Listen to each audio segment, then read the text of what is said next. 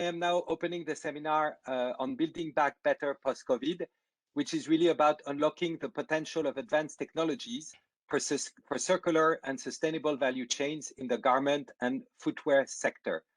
So we will be starting by the opening and welcoming remarks by Elisabeth Türk, who is the ECTD Director of UNECE, and who's really the person who is overseeing and managing the program of the UNECE, which is focusing on these circular and sustainable value chains in the textile and garment sector. So we'll let you start with your speech, Elisabeth, and then I will introduce the agenda and the way this session will happen. Thank you very much. The floor is yours, Elisabeth.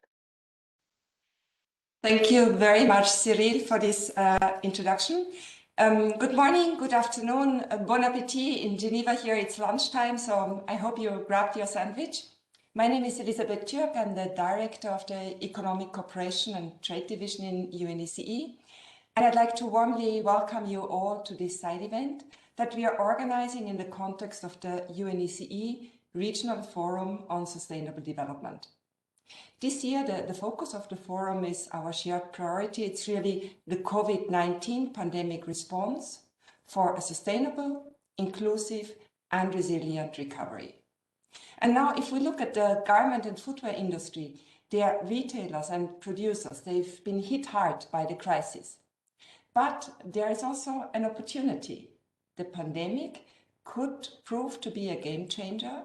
It could actually push more and more consumers to turn their back on unsustainable production and consumption practices. Now, these practices are happening, and abuses and exploitation of workers, many of whom are women, it's really a major challenge in that particular sector, a sector also where companies are losing oversight over their supply chains and value chains. And we don't need to go too far to witness that. There are poor working conditions that garment workers are facing also very near us. Even in some advanced economies, they sometimes earn no more than $4 per hour. And sometimes they are exposed to very unstable, short contracts. There are subcontracting practices, and we see a lot of informality and precarity. Now, it's also the impact of the industry on the planet that is concerning. If we look at the textiles and footwear industry, it's a very resource-intensive sector. It's the fourth highest pressure category in the EU in terms of the primary raw materials and water that are being used. The sector also accounts for 10% of all carbon emissions. And it's estimated that worldwide, less than 1% of all textiles are being recycled into new textiles. At the same time, we know that around 70% of consumers, they're expressing a greater interest in circular business models, and examples of these are rental, resale, refurbishment, and so forth. Now, looking at clothes, looking at textile and clothing, clothes are also our most basic and initial means of communication. They convey our social status, they convey our occupation, our ambition, our self-worth, and they can empower us.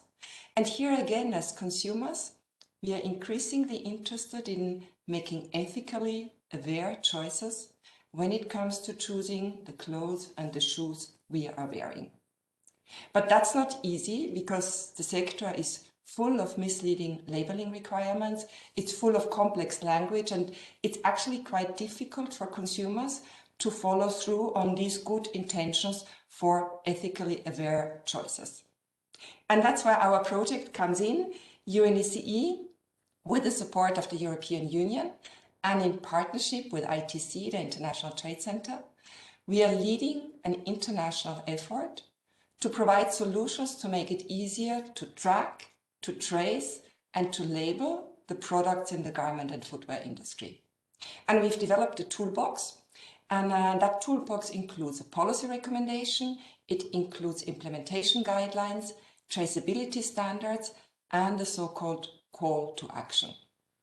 Now, what do we want to achieve? We would like to provide companies with very practical solutions to share information about the sustainability performance of the products they are producing, and also about the production processes and the facilities.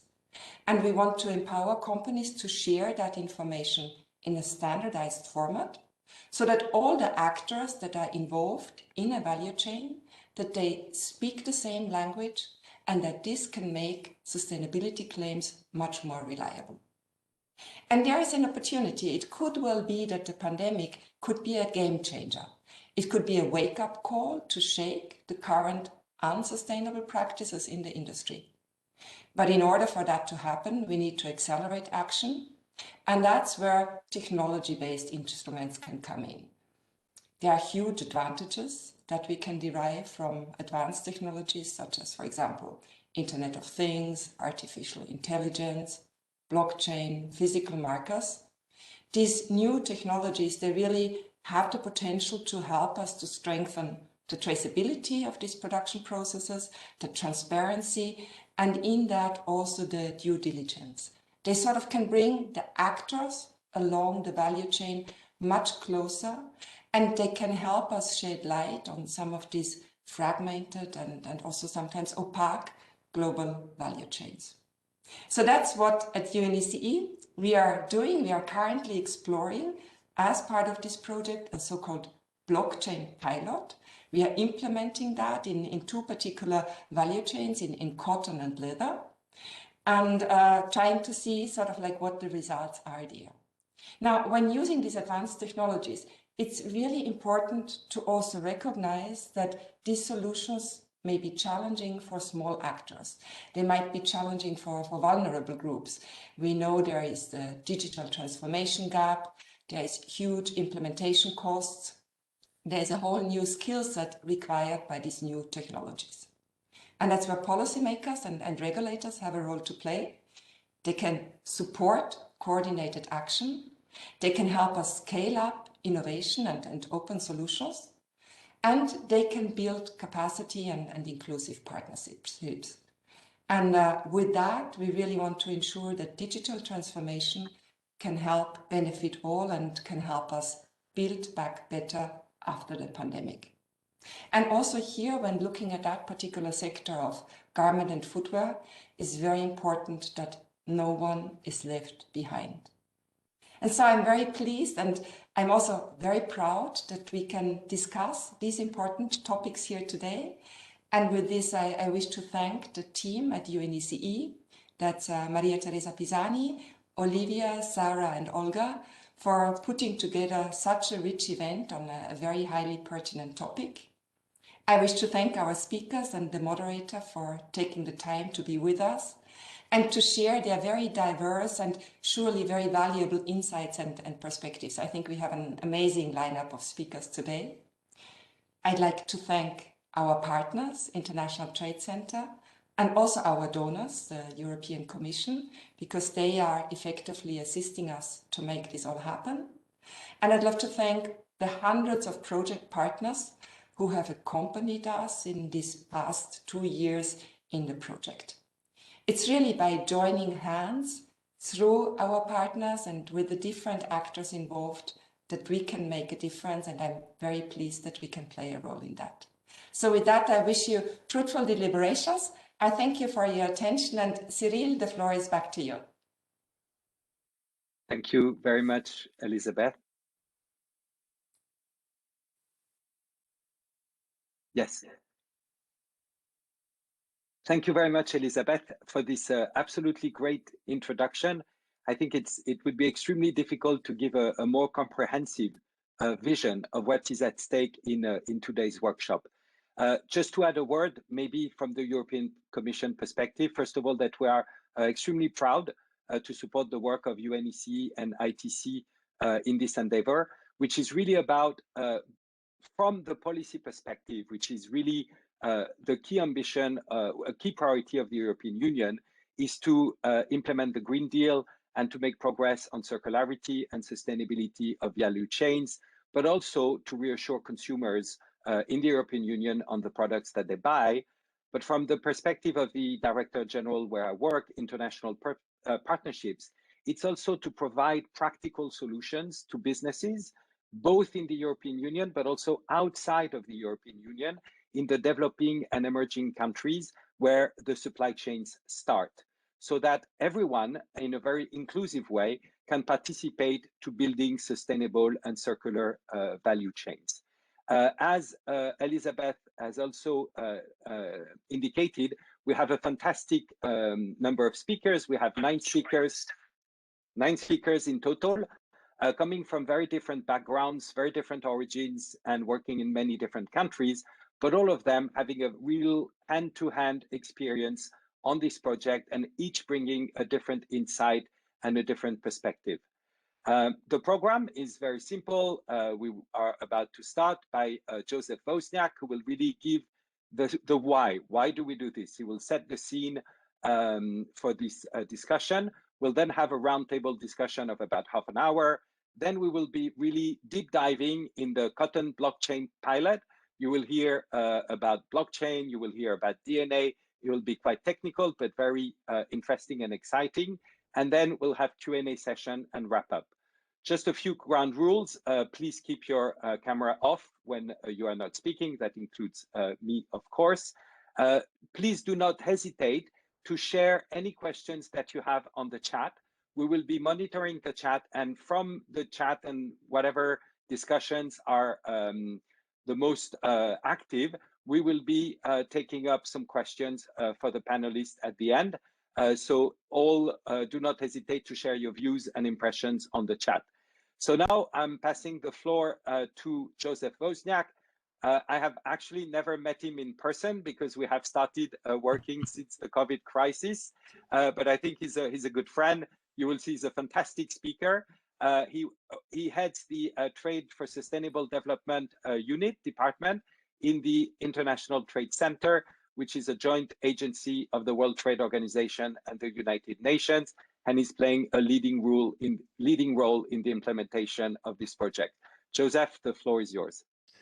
Thanks very much, Cyril, and also thanks, Elizabeth. Very, very good to be with you this afternoon here in Geneva on the panel, and also really thankful for the support of DG International Partnerships in our joint project with UNECE. So again, thanks very much for that introduction. And just kind of setting the scene, I also don't want to, in the interest of time as well, repeat a lot of what Elizabeth has gone into, because I think we all know that this garment sector is massive. It has an enormous effect on the environment. It has enormous impact on workers along the various tiers of the value chain. And therefore, it makes it crucial to our efforts in terms of the Sustainable Development Goals and improving the overall sustainability of the industry. It's a huge one, with 80 billion garment pieces produced annually, with 3 trillion in euros in annual revenue, and about estimates between 60 and 75 million people, the majority of whom are females, employed directly in this industry. So it's a huge scale that we're talking about, and as a result, I mean, the sustainability issues are paramount. At the same time, when we look at the overall, let's say, organization of the value chain or the supply chain here, we find that 85% of the companies that are involved in this, they have very, very limited visibility into their supplier certifications, and also the conditions in which these different tiers are operating from an environmental and social perspective. Also, we see that about 35% or 1/3 of companies, they do track and trace, but up to really tier 1. Given the complexity and the different types of dynamics between the tiers, it's very hard to get beyond tier 1 in the textile and garment value chain. And a lot of times issues in terms of rules of origin are lacking. So, for example, where is that upstream raw material? Where is that cotton coming from? It's not very clear, and also it's very difficult to ensure that. So there's all these different challenges, these difficulties that we are facing. There's the environmental aspects. So the Ellen MacArthur Foundation has done a lot of work and a lot of research vis-a-vis emissions in the industry, and it shows that I mean the overall tonnage, 1.2 billion tons of CO2 is emitted by this industry. And then you have the consequent labor issues, where 9 out of 10 women in this garment sector are not really earning a living wage according to the ILO. So there's a lot of issues that we have to face on the environmental and the social side. And it's difficult to address these because why? Because obviously the fragmented nature of the value chain, but also the costs. I mean, the economic costs of making these changes and doing it in an organized, let's say, scalable way is very difficult. Also, there's issues of competition. This is a private market, so we have firms that are competing with one another, which is obviously normal and understandable and totally correct. But the issue of COVID-19 has also exacerbated this, because obviously costs are quite important. Margins are very thin. Competition after what's happened with the lockdowns in OECD countries, and also the prevailing issues in developing countries and producer countries, is really driving kind of a cost, let's say a cost crisis. So the question really comes to the fore is, who will develop these different types of solutions? Who will manage them? How do we ensure that we all can benefit in a pre-competitive way from these types of solutions? And then most importantly, how do we actually make sure that the solutions that we're driving, the normative, let's say, solutions in terms of standards, codes of conduct, but also the technological solutions, whether it's blockchain or other types of IT solutions, how do we ensure that these types of approaches are making a difference in terms of the environment and also in terms of working conditions on the ground? And I think this is just this is really I would say the question. We want to make sure that we're not to use that word greenwashing. We're not covering any issues. We're really getting to the core. And we've seen this, I would call it this demand for action. We've seen it springing up now in a lot of different policies from the European Commission side, from the Circular Economy Action Plan, the Green New Deal. We've seen a lot of emphasis now, even improving in terms of the international trade agenda with the new Director General of the World Trade Organization. So we see that there is a new movement springing here, and as Elizabeth mentioned, we need to seize this opportunity to really build back better. We also see that from the perspective of legislation, whether it is at the European Commission level through new developments in terms of due diligence processes, environmental and social due diligence legislation, which is being developed right now at the Commission level. When we look at how certain countries are implementing sustainability practices in free trade agreements, both in the textile sector and also the agricultural sector, these are I would say very promising times. And from my own personal experience working in this field for now a decade, is that 10 years ago, it was very much, when you look at traceability, transparency, and sustainability, environmental and social, it was, I don't want to simplify it by saying it was a niche issue, but it was something that was very much relegated to the private sphere. And now we're seeing a lot of developments at the regulatory level, which I think can really move the needle in this effect. So really, this is not something that can be done by one company, by one international organization. It is something which has to be done, I would say, in a very let's say, constructive but collaborative manner. And I think the work that we are doing, both UNECE and ITC under this program, is really emblematic of that. And I think that the speakers we're going to be introduced to today and going to have this discussion and rich exchange of ideas and experiences will be really helpful in this area. And just to conclude, I mean, I think that the momentum I see is very positive. I mean, just this weekend I was reading, maybe you've seen it as well. It was in the Financial Times arts section in their weekend edition. Was an article on traceability entitled "Traceability." I have it right here at my desk. Traceability industry targets blind spots, and it was a short article, but all about leveraging technology. And this one was called Fiber Trace, about putting these let's say ceramic dyes into textiles, into the garments at the ginning phase, and then every other tier beyond ginning up to, let's say, the garment construction or the garment making phase. And these nascent technologies are super, super promising. And the question is, how do we go to scale at that? How do we make it cost effective? How do we really operate from the same, let's say, the same perspective, the same baseline? So hopefully we can really discuss these during the balance of our session this afternoon. And thanks again for the opportunity to set the scene, and looking forward to the discussion that ensues. Thanks very much, and have a good afternoon.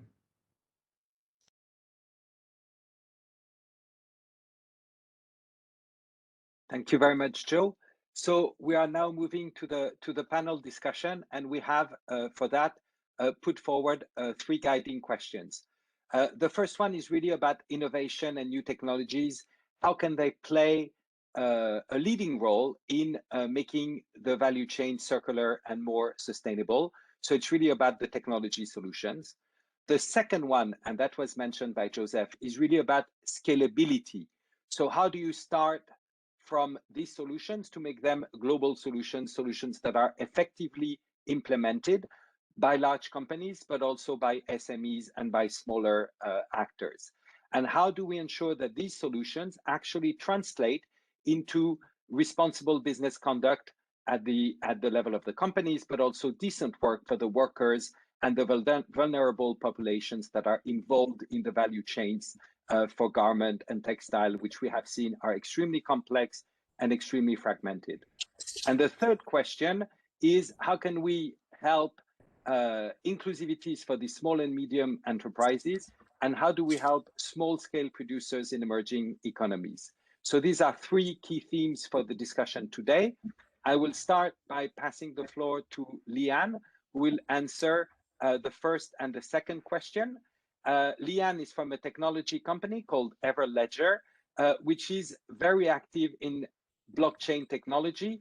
Leanne is a key entrepreneur and innovator. She was nominated as one of the top 50 women in tech in 2018.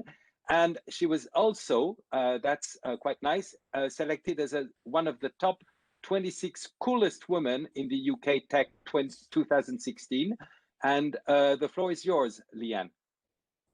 Yeah, thank you, Cyril. I will lead out from Joseph's leading comments, and particularly around the nascent technologies that are available. We, as Everledger, have worked in the space of traceability for the better part of the last 6 years since our inception, tracking from the source of the mine to the retail network, diamonds and coloured gemstones. And predominantly our technology stack resides upon blockchain technology, but blockchain alone will not solve for physical supply chain traceability or provenance. It must come together in a symphony of technologies to enable the identity of the object to be known, for it to be tracked and traced across the various events in the supply chain, and arguably to enable the backbone of communications to also be linked, both in real time or in some environments in batch enablement. What I will say is that it's a very different world from just only a short 6 years ago to what it is today. And we're starting to see the transformation efforts in these technologies, not only showing the power of the technology individually, but the true enhancements that it can bring to the stage when combined in that symphony effect. When we talk about innovation, of course, innovation is not just only thinking about technology. Business model invention and reinvention is core to these technologies. And one of the topics we'll be talking about in this stream, of course, is around policy. And the strength of policy enablement, particularly with blockchain, enables deregulation of environments. And so we'll open that conversation up a little bit later. I will say that the fundamentals of technology that are being deployed today are as critical to the economy as the World Wide Web was in 1989. And the transformation of technologies like blockchain, we're starting to see the World Wide Web moving to the World Wide Ledger, and the ability to not only capture and enhance data within the relationships of a supplier's relationship, but right the way out to scope 3, where, of course, the supply chain is linked from the very source of its origin right the way through to the retail outlet and the consumer, and then, of course, well beyond. Not just only asking the question, where does something come from, but also, where does something go after it leaves me? The very foundations of circular economy. The technologies are actually not the stumbling block of today. It's the business models that wrap around it, the willingness to find a pre-competitive space, the engagement, particularly around digitization and data standards. And once we're able to align both the values of a supply chain and the value creation of a supply chain, that's really where technology takes over and enables scalability.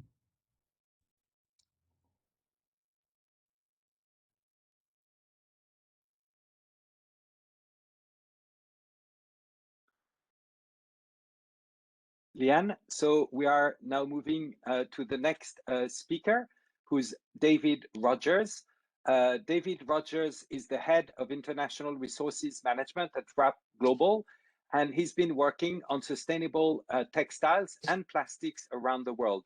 And he's really trying to change the way the products are made and sold across the world, both plastics and textile.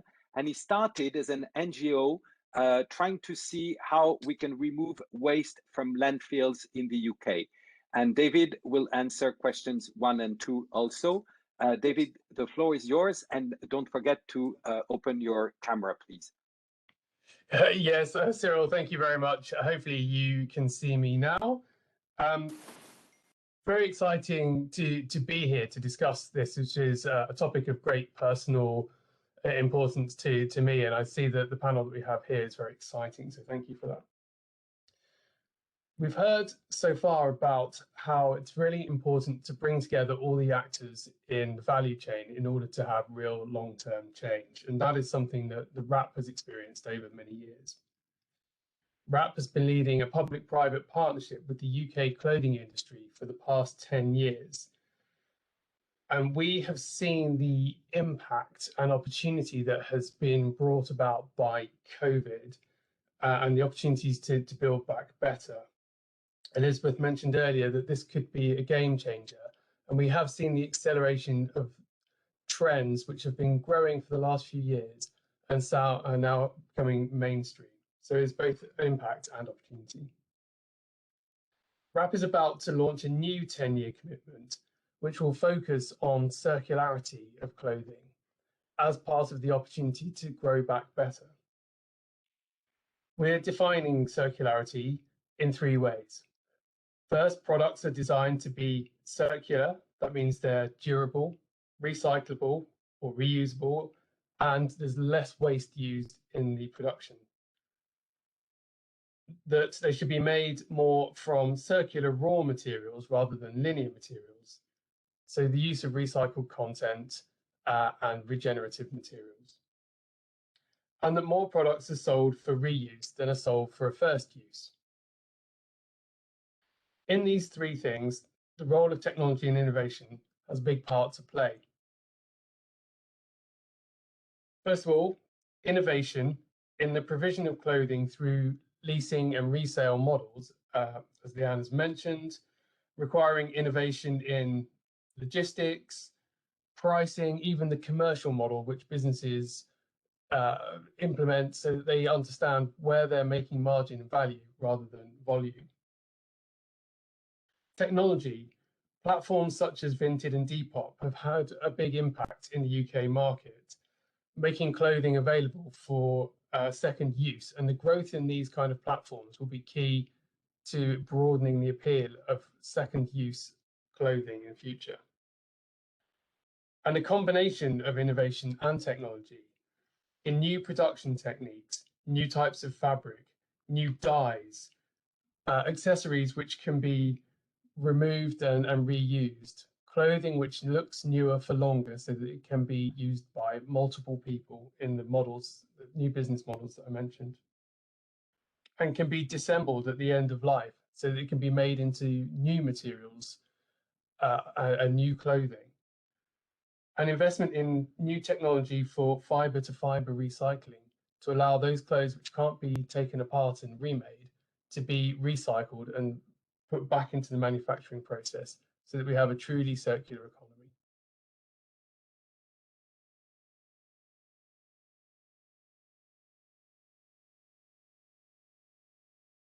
Thank you very much, David.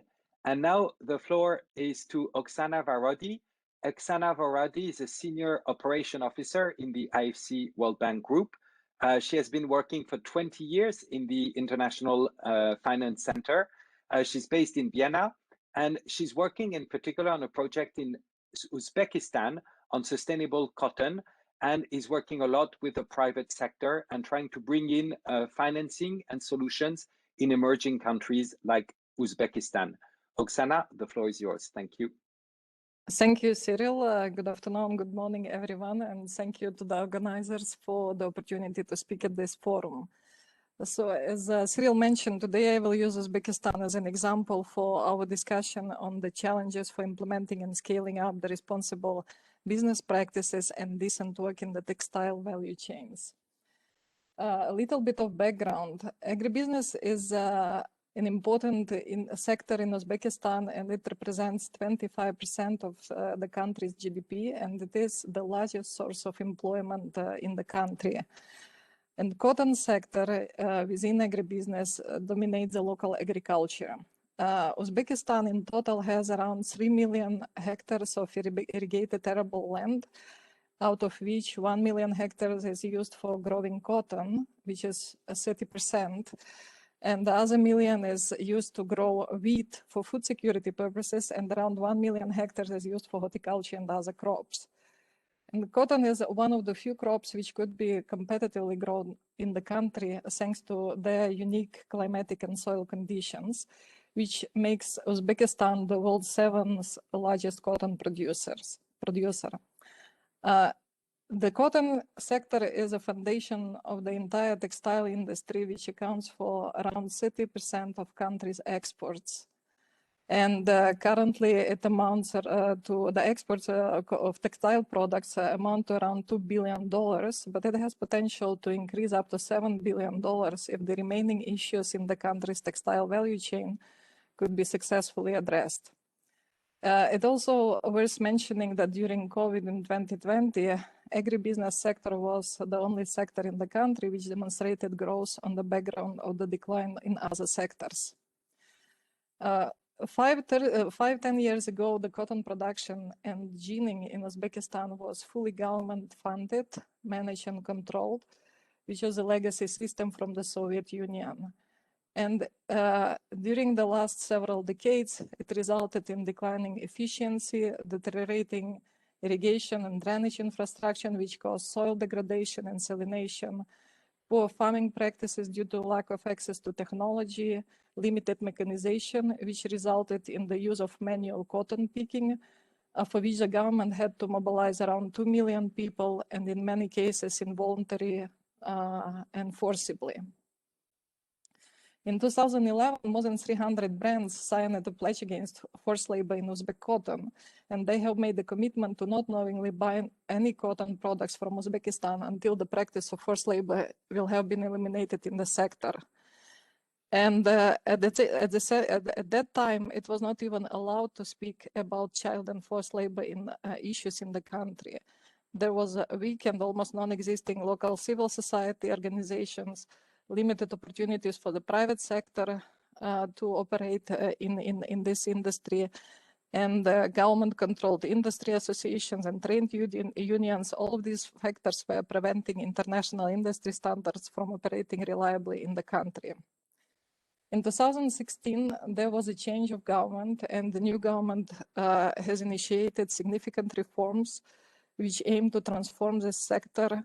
And with the support of the World Bank, the ILO, and at the government and policy levels, and with IFC support on facilitating the private sector solutions and investments required to address the root causes of forced labor in the sector, and on creating the capacity infrastructure required for international industry standards to operate in the country. Uzbekistan has made an impressive transformation from where it was in 2015 to where the cotton and textile industry is now. And it would not have been possible without a holistic and coordinating intervention at the policy, at the sector level, at the civil society and the private companies levels. The challenge for the government was to transition cotton production from the government-run system to the private sector without causing chaos in it, which would lead to which could have led to significant negative impact on the farmers and the entire textile value chain, which we have seen in other countries in Central Asia. Another challenge in Uzbekistan is still to create an enabling environment for the development of a vibrant and constructive local civil society, which would be critically important for facilitating the implementation of international industry standards, which also would catalyze the adoption of socially responsible and environmentally sustainable practices, as well as decent work along the value chain. The role of private sector is critically important for bringing in the latest technologies and solutions, including digital solutions, which would make it possible to eliminate the use of the need to use mobilized labor in the cotton sector, to introduce innovative water-saving irrigation technologies, to reverse soil degradation, to increase efficiency and competitiveness of the sector, and to reallocate the available resources to creating decent work environments along the value chain. When we were discussing these challenges with the government of Uzbekistan and with private sector, they told us, we hear a lot about what should be changed and what is not working and what is wrong. But we want to change, and we are committed to these objectives, but we need your help to determine how and to help us to implement these changes in order to achieve the desired outcomes quickly and efficiently. So therefore, we as a World Bank Group, with the support of the European Commission, the governments of the UK, Germany, Switzerland, the US and Hungary and others, have designed an approach of providing holistic support to the country aimed at supporting the government and building up their capacity to implement reforms, while working with the private sector to assist the companies with expertise needed to implement innovative solutions required to develop sustainable business with the aim to demonstrate to the rest of the industry how these the proper practices and how to could be implemented and in a commercial viable and sustainable manner. Because for private sector, it is important that these solutions and responsible business practices would be financially sustainable. And also another important element was establishing and facilitating the dialogue with international and local civil society and NGOs. And we worked on this. It was part of the process needed to build the trust and constructive collaboration between the civil society and the public and private sector. Could we move please to the next slide, Olivia?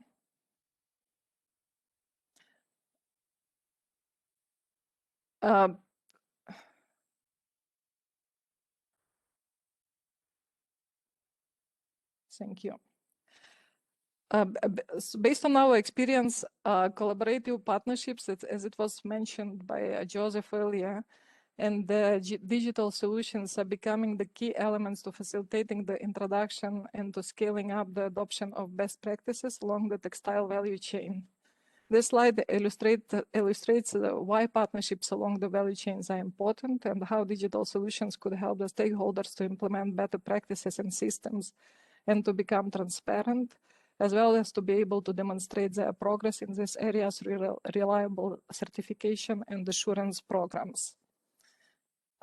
It starts from the farming through the value chain and to the brands. And the role of the brands is critically important to determining the demand and setting the standards in their value chain.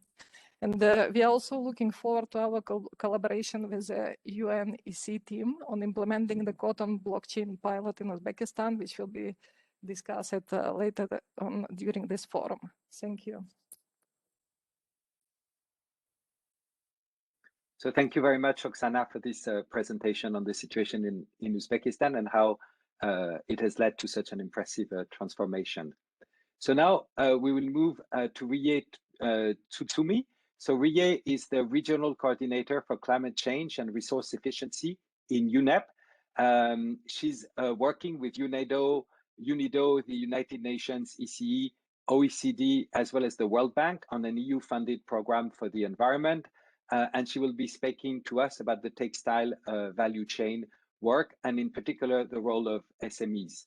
And Rie has taken the opportunity of the time of COVID to improve her music skills in addition to her presentation skills. So Rie, the floor is yours. Thank you very much. Thank you very much, Cyril. Yeah, I would like to share our findings and views which we gained through UNEP's textile value chain work with you. And first of all, I would like to answer to the second question about what are the challenges to finding scalable solutions and how can they be addressed. According to UNEP's multi-stakeholder consultations, under our textile value chain management, 3 core needs drive the priority actions required to advance sustainability and circularity in textile value chains. These are, first of all, the need for stronger governance to drive the change. The second point is the need for collaboration and financing to implement solutions. And third, it's the need to change consumption habits. Just to mention about the second point, for example, on the collaboration and financing, many innovations already exist, but they are not well known, or they do not have the required infrastructure in place to be upscaled, or there is no funding. At the same time, the third point on consumer behavior is also a challenge, and the big importance is there. If consumers don't embrace those solutions, there is no business case for the companies to implement the solutions. Oksana, our previous speaker, already explained very much about how do we ensure solutions support responsible business conduct and decent work throughout the industry's complex and fragmented value chain. I do not have much to add, but just to briefly, given how much uncertainty we face at this moment with COVID time, both in how to drive a green recovery in the right way and how to drive circularity with minimizing trade-offs, we emphasize that and agree with you all the points of the speakers. Due diligence process have never been more valuable, and risk-based approaches really look at a holistic assessment of an issue, which helps identify potential trade-offs and helps us take a risk-based strategy in a situation where we might not have all the data. Therefore, due diligence will continue to play a crucial role in company strategy around circular and sustainable recovery in the future. And of course, I think technologies such as blockchain, artificial intelligence, and those are, as discussed today, and to be further explored as the UNECE-led team colleagues are already doing in that project. In terms of our initiatives in emerging economy and also the role of policymakers, no need to emphasize, but governments are an essential driver for change, and additional efforts are needed to create coherent policy frameworks which drive sustainability and circularity in the textile value chain. For our past experience, it shows that practical application in small and medium enterprises should be combined with policy-level work to create enabling conditions in the country accelerating uptake and reach. There is also a need for stronger enabling policy frameworks for sustainable business practice and further capacity building on the development and strengthening of such enabling policies. Cross-ministerial collaboration is essential in order to address the most significant barriers to the uptake of more sustainable business approaches and send coherent signals to the private sector. This also requires assessing the impact of new policy instruments on SMEs in order to ensure there are minimum unintended trade-offs. The example of such policy instrument can include the Extended Producer's Responsibility Program, Sustainable Public Procurement, to set minimum quota of procurement of sustainable goods and services from SMEs, tax exemptions for business that, for instance, recycle or reuse products, reduced value-added tax on non-virgin materials, regulations on design for sustainability, establishment of vocational training institutes on sustainable production, or revised performance standards. We believe that tying recovery package to the green transition can provide an important incentive and enable for business to continue transitioning to more sustainable business models, also with a view to strengthening their resilience. Area of particular relevance is the focus on the most vulnerable actors in the value chain, which includes small and medium-sized enterprises. For your information, over the next 3 years, UNEP, in collaboration with the International Resource Panel, will provide evidence and quantitative analysis on the environment, macroeconomic, and social impacts of value retention processes and other policy framework in the textile value chain. And I would like to end with one introduction, as Cyril already mentioned, and the EU-funded EU Environment Program, which is being implemented by OECD, UNIDO, UNECE, and World Bank. UNEP is supporting greening SMEs by policy development, for example, developing strategies, setting up interministerial framework, setting some legal requirement and writing bylaws on sustainable public procurement, and also the policy and legal framework to sector eco-labeling. As well, on the ground support, we are giving on the ground support to SMEs to make their business more sustainable and become a part of sustainable global value chain by using eco-innovation approach and providing advisory service. And this project will continue at least till the end of 2022. Thank you. Thank you very much, Rie, for this presentation, really on the policy side. And now that we have seen the need for sustainability and traceability and circularity in the value chain, the question is really about the how. And the how is how we do that in practice. And this is where we will be doing a deep dive in the cotton blockchain pilot. You will hear a lot of technical words, blockchain, DNA, etc. But it will really show you how this works in practice, with 4 speakers who all are working hands-on on implementing the solutions of this pilot project. The first speaker is Andrea Redali. He's been working as a project expert in UNECE UNCFACT, and he has a 20 years experience in the textile business. And he's very enthusiastic about leading the work on this pilot project. So Andrea, the floor is yours. Thank you very much. Thank you very much, Cyril. Thank you to everybody, to the entire audience. It's true, I'm very enthusiastic really to be here and being really leading this pilot.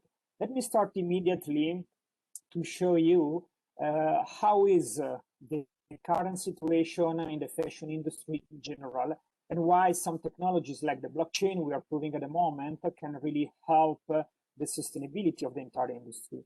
Here in this picture, you see basically what is the real situation when you have to start to source and see and look at the entire value chain. It's very fragmented. This is a key word that we have to keep in our mind, because what we see represented at the moment is a general value chain, a standard value chain, in particular for the cotton material. I mean, starting from the farming, going through ginning and spinning, we reach step by step the end consumer. But one important question is how many actors are working in this value chain to make our final product.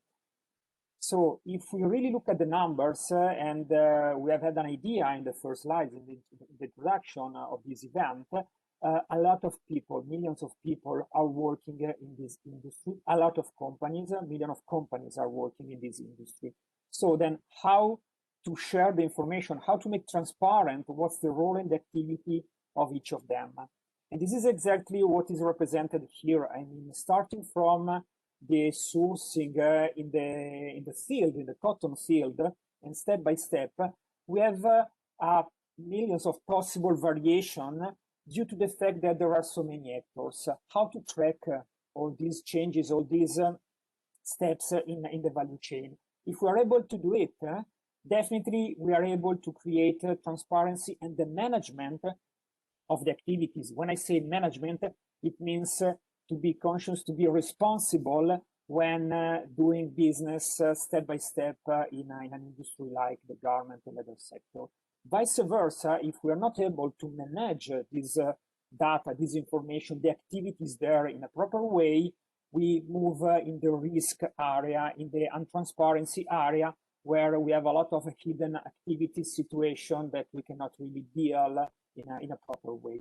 So we have to start really to think about the garment and leather sector as an industry, as an ecosystem that is really fragmented, very complex, and where only that technological support as represented by a blockchain, by a distributed system, can help and better support to make this transparency.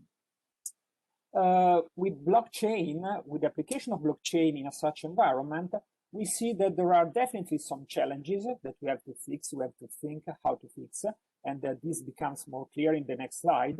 But as well, we have many opportunities when implementing a blockchain technology. First of all, it's not only the blockchain as a technological tool. This was also highlighted by the other panelists. It's much more important to think about an ecosystem that is applying a technology in order to make some activities.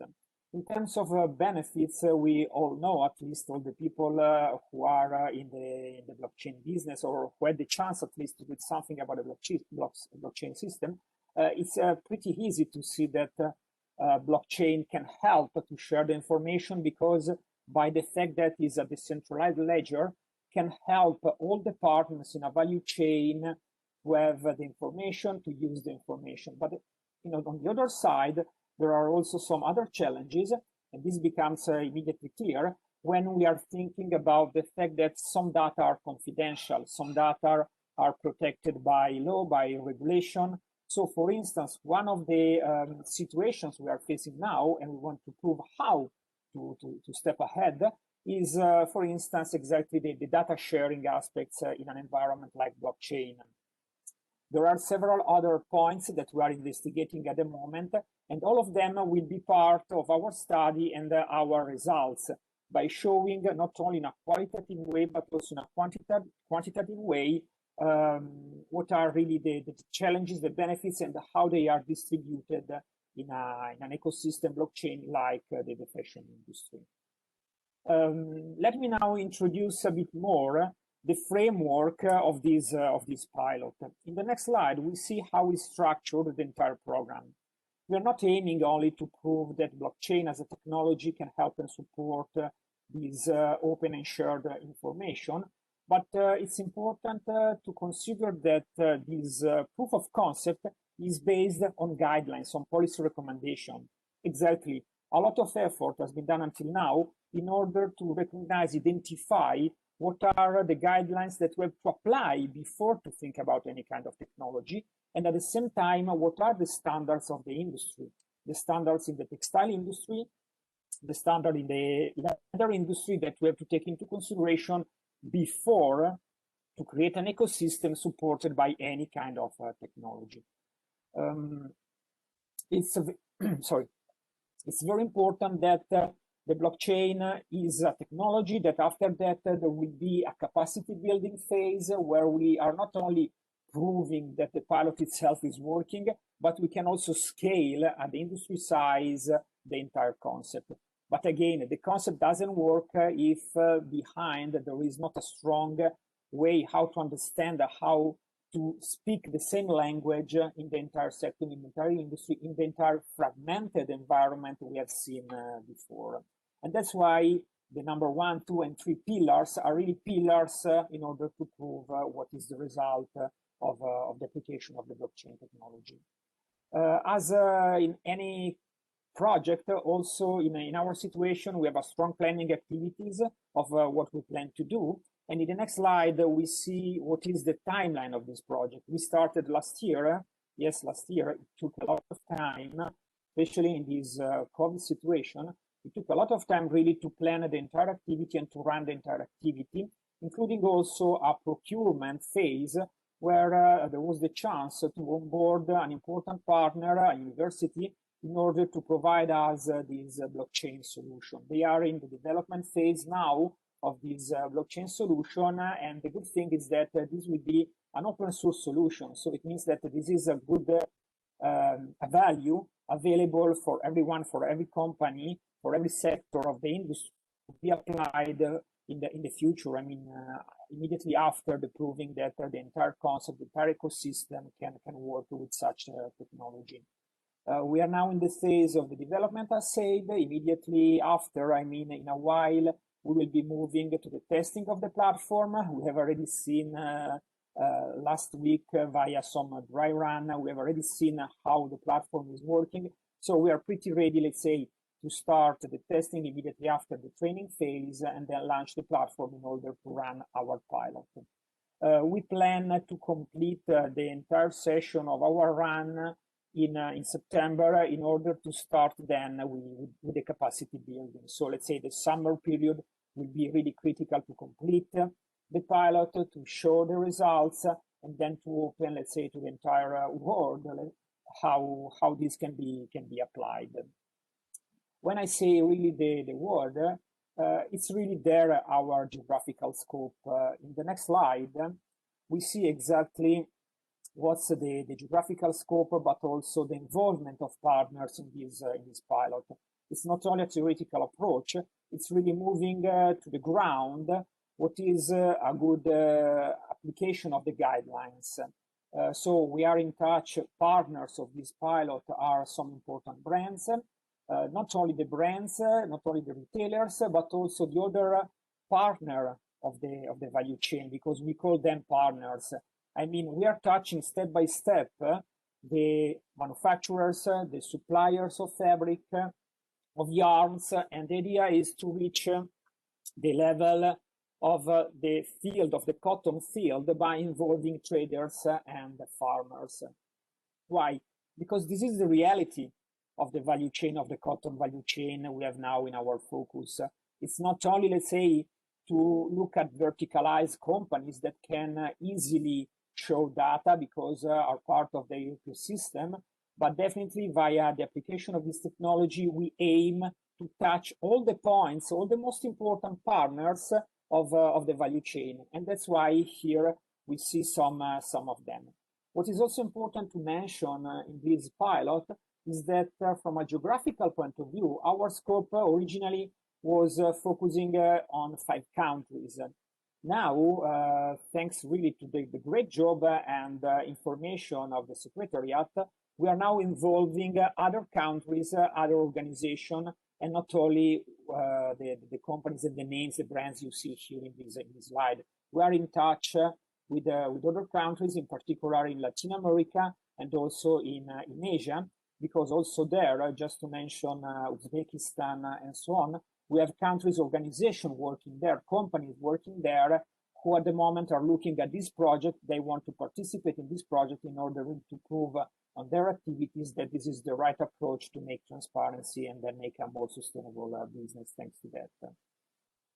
In the next slide, thank you. Exactly, we have an idea of the functionalities and features of the blockchain as a technological tool we plan to apply. I have quickly mentioned the idea is to have an open source tool, so the entire methodology is open source, and this is directly linked to the fact that was chosen Ethereum as a blockchain where to run originally the entire blockchain data sharing.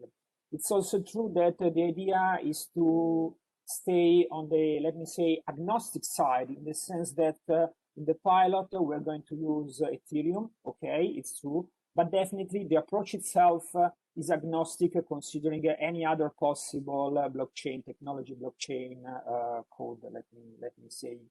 Also, from a permissioned or permissionless approach, we are starting as first pilot in the Cotton with a permissioned blockchain. The idea is to extend, based especially on the results and the experience on the data sharing, is to extend then to a more public and open solution with the next pilots. It's true, because now I have just mentioned the Cotton pilot. It's true that we aim to move into the leather as a second material, where to prove that the same concept can be applied, and why not also to extend it to other materials, typical materials in the garment industry, like synthetic fibers or wool fibers and so on.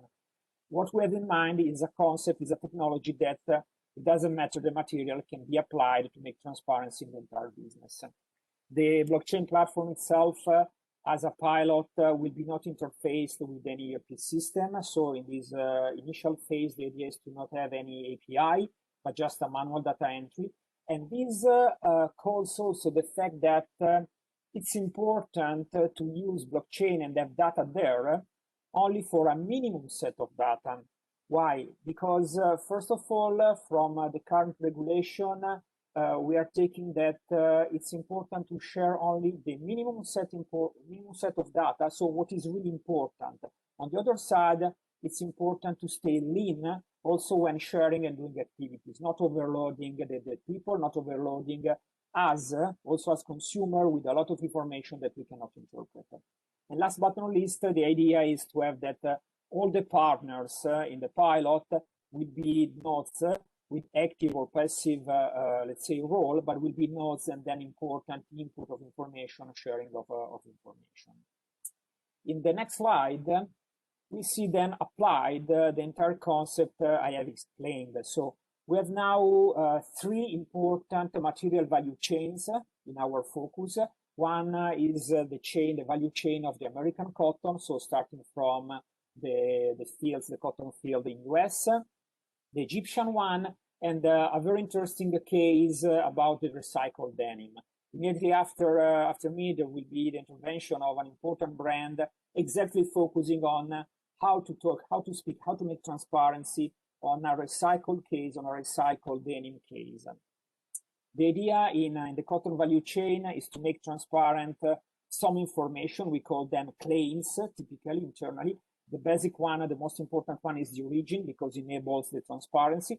But then we will be adding additional information like the fiber content, for instance, whether organic cotton is used and so on, if chemicals and how they are used. And we will talk also about due diligence with a particular focus on social and environmental aspects. And last but not least, this is possible only if we have the business involved, which is our case, but also services. I have already mentioned a university who is preparing now the platform for us, but also services helping us to prove, to validate the information uploaded in the platform. So the concept of garbage in, garbage out is not in our scope. Vice versa is to find the right way to have not garbage in the blockchain, so that we can also distribute trustness on the information we are sharing. And last but not least, we have also an important technological partner, Helixa, that via DNA marker is helping us to create the link between the digital and the physical world, which is also important because we have to stay in touch with the ground, with the reality of the business, with the real operations. So Cyril, really in a nutshell, what's the content of the pilot? Again, a lot of enthusiasm because there are really many partners working on it and making the success of this pilot. Now I would like to invite on the stage Giorgio, Cyril, okay, Giorgio, so that he can explain from his side how a brand is leading the project. Yes, thank you. Thank you very much, Andrea, for this comprehensive presentation on the pilot project.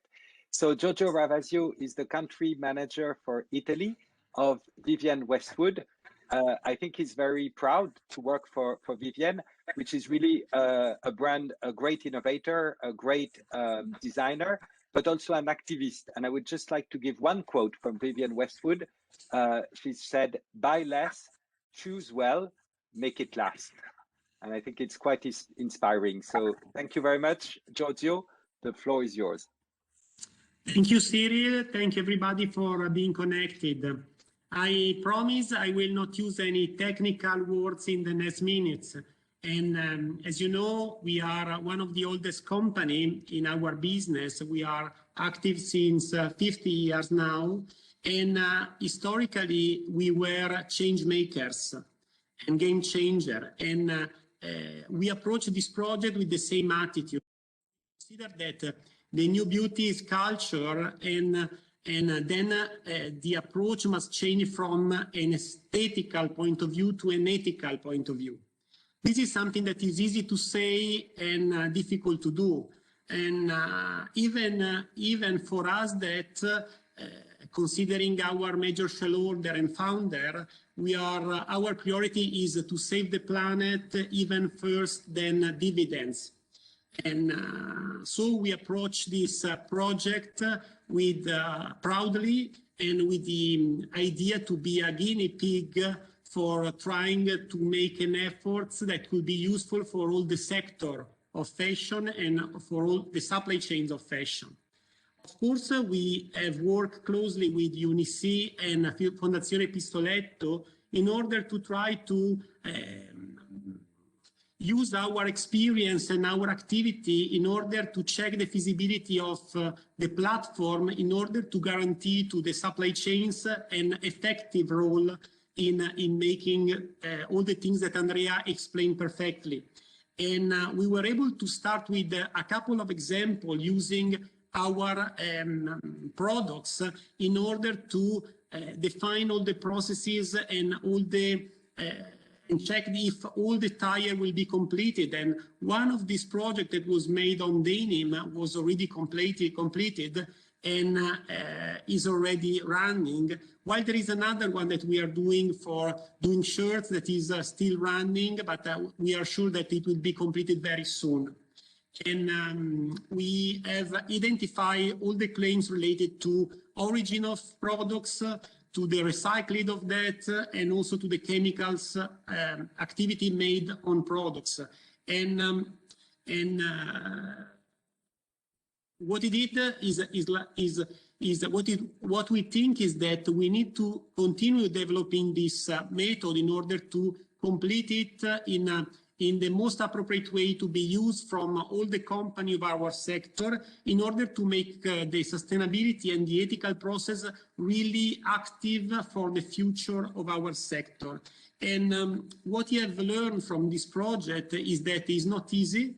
It's really something really difficult that is a long travel to be done yet, but we need to try to involve in this process all the supply chain that is behind fashion brands, that is something that is a hidden part that is so important and so fundamental for our activity and for our products, but sometimes is still in the shadow. And all these supply chains is found in limits in terms of technology, in terms of structure, and also in terms of trust to all the brands. So there is so many things to do. We are using some of our best manager in the company to proceed this process and this activity. And we are very proud to be here and to continue in this process, hoping it will change really the fashion system soon. Thank you.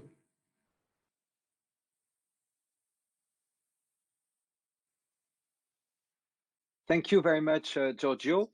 And the next speaker is Michela Poudou. So Michela Poudou works for the company Helixia. She's actually the co-founder of this company. It's a spin-off of the Swiss Federal Institute of Technology. And Michela is actually a true innovator who will be talking to you about the physical traceability within the value chain, so about DNA markers, for instance. And I'm very proud to say that Michela won the EU Prize for Women Innovator, awarded by the EU in 2019. So, Michela, the floor is yours. Good morning, everyone. Thanks for having me. I'm going to try to explain you how we fit into the equation. COVID has certainly accelerated the interest in digital technologies to build this much needed supply chain resilience and flexibility by providing real-time end-to-end transparency. And technologies such as blockchain surely offer a quick and reliable way to cross-reference the information and to create the links between the various actors in the supply chain. However, we face the risk moving forward that this interconnected world of digital supply chain data is going to be completely disconnected from real-life products. And now, if you move to the next slide, I can show you what that means. So because of this disconnect between digital product data and real-life products, when things go wrong, there is no actual way to document it. So here you see an example. So if I don't know, certified cotton gets mixed with conventional one, or if cotton sourced from a certain region get blended with cotton coming from a region, maybe linked to forced labor, there is no way for a blockchain or any other digital EPR system to know. And therefore, even though the system guarantee data security, the system output is only as reliable as the data that goes into it. So we certainly believe in the power of blockchain solution, but we argue that this system must be enhanced with methods to anchor the product information to the product itself. And to do so, we found a way to turn the product itself into the carrier of the information about its own origin and integrity. And now, if you move to the next slide, I'll show you how it works. So this patented solution has been established at the Swiss Federal Institute of Technology, and is based on the use of DNA markers. So essentially, as for individuals, as for each of us, we provide products with a unique and traceable DNA identity. These markers are sprayed on cotton or other textile material at the farm and potentially any other location, and stay linked to it throughout the whole supply chain. So this way, the product information travels with the product itself and cannot be manipulated nor removed in any ways. Through the use of DNA, we can provide as many distinct identity as needed, so that we can associate a unique DNA, a unique identifier to each farm, to each manufacturer, to each location, even lot or collection. And the markers are very easy to apply, as you see in the picture here, very easily to automate and scale up. They are certainly harmless and do not alter the property of the material nor the production processes. And also, most important, they are engineered to survive most of the industrial processing condition, so that we truly provide product with a traceable fingerprint from producer until retail, until the finished garment. And then, if you go to the next slide, basically at any point in time, you can submit a definite product or an intermediate product to a very simple and quick paternity test to determine if the product is really what it is claimed to be. So the test allows us to identify the product and determine its origin, or again the producer, the collection it belongs to. We are able this way to provide basically a broad spectrum of data to substantiate product claim related to origin, but also to quality, to processing at each step of the supply chain. And that's how basically we support digital solution, reducing the risk that the data is inaccurate due to error or fraud. Also, our solutions support best practices and protect the use of certain claim and certain standard, ensuring that they're respected not just a specific supply chain node, but really throughout the whole supply chain in a continuous and coherent way. So the solution is already deployed by multiple brands and manufacturers in Switzerland, in Europe, in China, India. But besides working with individual stakeholders, we are proud to take part into multi-stakeholder initiatives like this pilot, where we believe that technology like ours create an opportunity to build a more transparent and sustainable supply chain structure. But let me also say that this alone does not guarantee inclusivity. So as also other speakers have stated earlier today, it is crucial to have the right economic and policy framework in place to ensure that the economical and operational viability of this solution beyond the pilot phase. That's it from my side. Thank you very much, Michela. And now the last speaker is Claudia Di Bernardino. She's a lawyer in Italy and she's living in Rome. She's also part of this project and she's taking care of all the legal aspects, which you can imagine in terms of data sharing are probably quite massive. So Claudia, the floor is yours. Thank you, Cyril, and good afternoon, everyone. I would like to address today two critical challenges. They represent also opportunities that we're facing within the pilot. Andrea Giorgio already showed that a blockchain-based traceability system like the one we're developing offers a cutting-edge way to deliver transparent sustainability messages at the B2B and at the B2C level.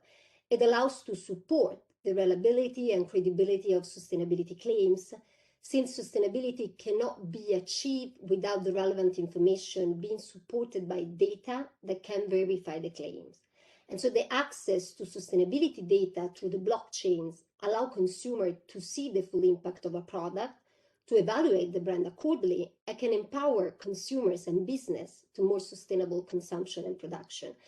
And this is particularly important today that the European Union is putting in place several initiatives, such as the one on substantiating green claims and the new consumer agenda, that identify as a key priority to provide better information on sustainability to consumers through an easy and more comprehensive access to the data beyond the claim. This initiative also asks for the development of guidelines on claim to tackle misleading claims. And this is why in our project, we decided to provide the partners also with a guidance on claim as a quick reference to build the claims that we have identified for the pilot and that Andrea discussed before. If we move now to the next slide, please. So blockchain technology has already been recognized by the European Union Data Strategy and recently by the European Blockchain Strategy as a technology that could be particularly relevant in the context of a fair, green, and sustainable post-COVID recovery, because it can boost the exchange of sustainability-related information between all actors. But since there is a use and sharing of data between different stakeholders and on different stakeholders, there are issues from a data protection perspective that we are considering in our UNECE project, as mentioned previously by Andrea.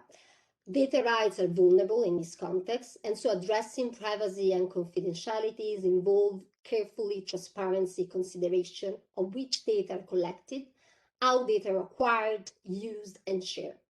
Because from a business point of view, company may not want to disclose actors in the supply chain or share information with other competitors. And this is why in our pilot, we are developing different levels of supply chain data visibility. From a regulatory point of view, strict data privacy legislation requires specific rules to protect personal data, such as, for instance, individual farmer data and consumer data. And so the right to privacy not only apply in the physical world, but also in the digital world, and need to be considered. It is then essential to find really the trade-off between information transparency and data confidentiality and privacy to ensure ethical implementation of blockchain project avoid negative outcomes, and build trust among all stakeholders. In the longer run, however, new solutions are needed, focusing on adjusting the legal framework to make it more compatible with blockchain. This is a territory that really calls for a collaborative effort by all the stakeholders, because on one side, organizations have the responsibility to respect data protection and make a correct use of data. But on the other side, governments should prove that they're ready for the digital age, introducing new legislation, new policies that take into consideration these new realities. If we move now to the last slide, please. Blockchain creates also interesting opportunities for opening up supply chain, supporting enterprises to carry out human rights due diligence. A blockchain application, in fact, not only allows, as we've seen before, to collect and share data about where products come from and which journey they make, but can also enable to address human rights risk in the supply chain. However, in order to have a comprehensive due diligence process, the blockchain solution needs to include all actors involved in the journey of a product. It is fundamental to ensure the impacts on all supply chain actors and local community in producing countries are addressed.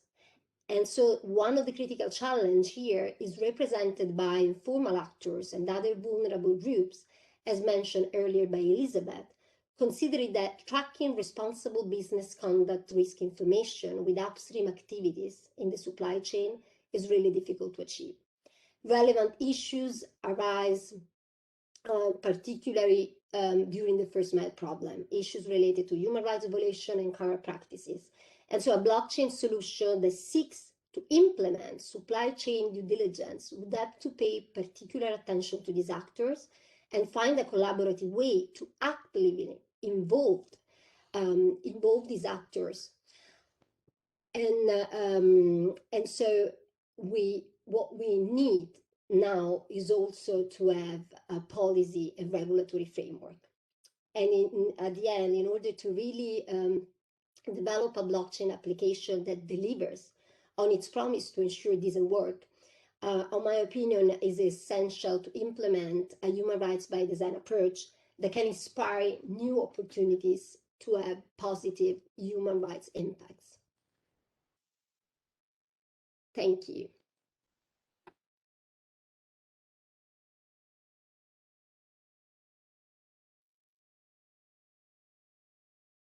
Thank you very much. So thank you very, very much to all the speakers, all the panelists. Thank you very much to Elizabeth for the introduction.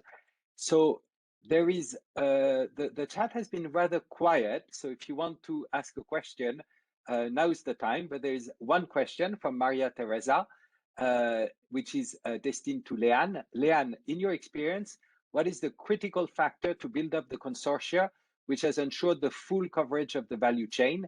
And how do you overcome the data security privacy issue to achieve transparency towards the final consumer?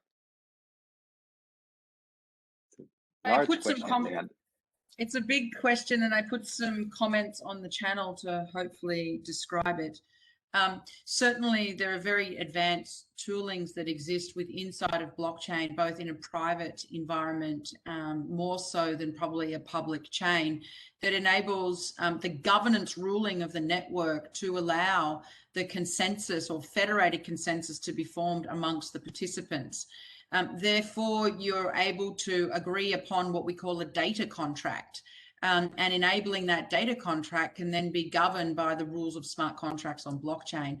The overlay to that as well is the rise of new technologies in cryptography that's helping to support things called secured sharing, where ultimately the underlying data still exists and is held within a data store, but the sharing of that data doesn't have to necessarily share the underlying plain truth of that data. It just needs to show the result of it. And sometimes that can occur when you bring together calculation events, where you might be asking a particular question of a set of data and it needs to return the answer as true or false. We're seeing applications like this become formed in environments where you might be might be involved in, say, financial services, looking at a series of competitors' data that might be quite commercially sensitive, but ultimately the collective nature of them working together helps to reduce fraud. And so therefore, if you're able to pattern the same record that exists in multiple locations, then of course you're able to reduce that overburden of fraud or nefarious actors in a supply chain. The sort of the second inbounded question that you had, I mean, particularly what we've found is most in the supply chain have seen themselves as a farmer or a producer or a manufacturer, and therefore they're in the business of textiles. They're not necessarily in the data business. And there's a transformation effort that could be underway in sharing the ultimate value, the collective value of what this data might mean. And parts of that, of course, is very early stage. The easiest outcome of this is to draw a straight line between the more information we provide to our consumers, potentially consumers will pay more. Now, not all industries will be able to support that hypothesis, but certainly in the diamond industry, in the colored gemstone space, the work that we're doing in the textiles industry with Alexander McQueen, certain types of consumers will indeed support traceability efforts with their wallets. And so again, it's really dependent upon how you frame the value alignment within a supply chain is really where this starts to become transformational. Very good. Thank you very much. So there's one other question, which is a question destined to Andrea. Andrea, what kind of data carrier like barcodes, RFID, are you using along the supply chain to feed the blockchain at each point along the supply chain?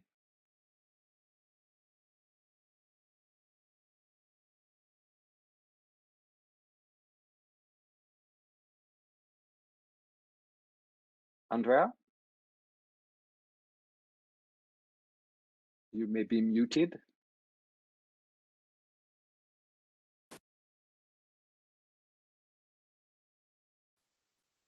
Okay. Sorry, Cyril, I was not able really to listen to you to the entire sentence. Okay, so the question is, what kind of data carriers are being used along the supply chain? Is it RFID? Is it barcodes, QR codes? Yes. Yeah. Okay, got it. Fully got it now. Thank you. Yes, the point is we have a mixed situation in the sense that for the pilot, we are going to use, first of all, a manual data input. As mentioned before, at the moment, we don't want to stick with just one ERP system or a set of, but we want to be very open and as much as possible comprehensive with the entire set of capabilities and partners we have at the moment. As you should consider that at the moment, we are involving farmers, small, medium enterprises, and also big companies. But in order to start with the same basis, the idea is to offer them a similar way how to input the data. And also because at the moment, we do not plan to have a large amount of data. Therefore, the manual data input is our first approach strategy. Therefore, really, how to link the digital and physical world, as I mentioned before, we believe that the DNA marker can be the right strategy in order to mark the materials. Why? Because if we think about the finished goods, it's pretty easy to look at a tag like an RFID or a spatial label to recognize and identify as a mark the good, the finished good. Vice versa, when we move to the upstream part of the value chain, there we have a quite a different situation. We have to think about cotton bales or in general materials that have to be transformed and then distributed in the finished goods. Therefore, technology like a DNA marker that applies to an entire non-homogeneous material is definitely one of the possible solutions to make it happen, so to track this physical world.